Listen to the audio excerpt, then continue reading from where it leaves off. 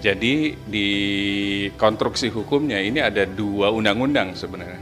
Pertama Undang-Undang Nomor 44 Tahun 2008 tentang pornografi dan Undang-Undang ITE, Undang-Undang Informasi Transaksi Elektronik. Dan ancaman hukumannya memang kalau di ITE pasti lebih besar. Karena apa? Kalimatnya atau tafsirnya adalah barang siapa yang menyebarkan konten-konten atau muatan yang mengandung kesusilaan, pelanggaran kesusilaan melalui elektronik, baik itu email, WA dan lain-lain. Dan ancamannya itu langsung bisa masuk karena 6 tahun. Ini kesengajaan atau ketidaksengajaan gitu. Kalau kesengajaan ya ini sebenarnya fatal dan ini bukan mendidik gitu. Karena apa? Ini akan ditiru oleh sekelompok orang atau mungkin orang yang ingin menaikkan ratingnya supaya jadi viral gitu lah. Polisi dalam hal ini Krimsus atau cybercrime akan memproses dan bisa langsung menangkap orang tersebut dan menahan. Tapi yang jadi permasalahan adalah source-nya, muaranya gitu loh. Kan ini kan gara-gara video.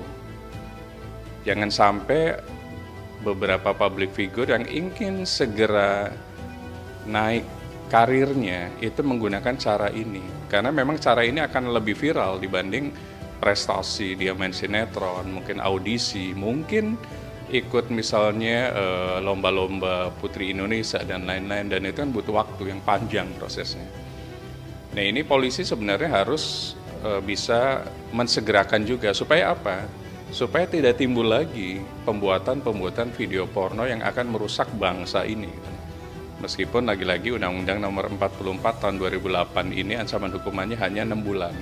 Artinya barang siapa yang sebagai aktor utamanya pun yang membuat berperan itu ancaman hukumannya rendah sekali gitu.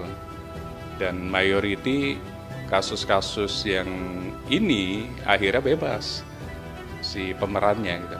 Yang kena hanya yang menyebarkan.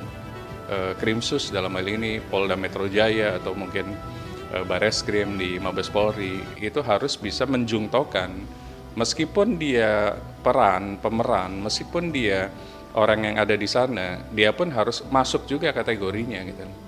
Supaya ada efek jera, karena apa ini bisa langsung ditangkap, langsung bisa ditahan, karena ancaman hukumannya 6 tahun. Kalau dipisahkan, hanya penyebar saja yang kena. Nah, sumber utamanya akhirnya menjadi jurisprudensi. Oh enak, ada artis yang bebas lagi. Akhirnya bisa berulang lagi, dia pengen mohon maaf misalnya naikin rating lagi, akhirnya melakukan tindakan yang shortcut lagi, menyebarkan atau mungkin membuat video lagi.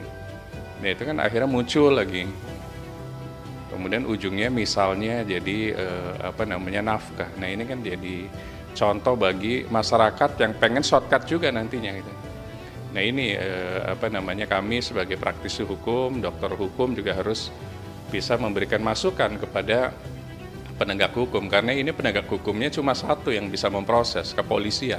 Memang stigma masyarakat lah yang menjadi hukuman sosial sebenarnya bagi artis tersebut. Artinya mereka akan melihat, oh ya mungkin ini yang ketahuan, mungkin gitu lah.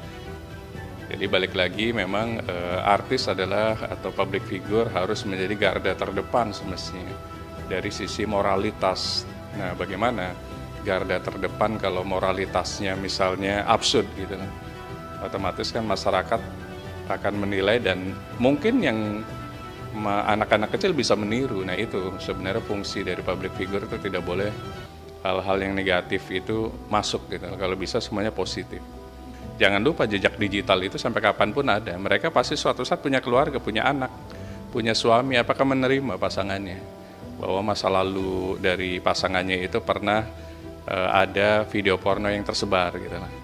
Jadi kalau misalnya sadar atau tidak sadar, itu kan muara dari semua video ini gitu lah. Kenapa sih direkam gitu lah? Kenapa sih harus melakukan bukan suami istri, kan fundamentalnya itu dulu. Harusnya kan kalau Indonesia mau kuat berarti keluarga harus kuat juga, harus sehat gitu. Artinya pernikahan harus pernikahan secara negara. Mereka belum menikah, melakukan hubungan suami istri.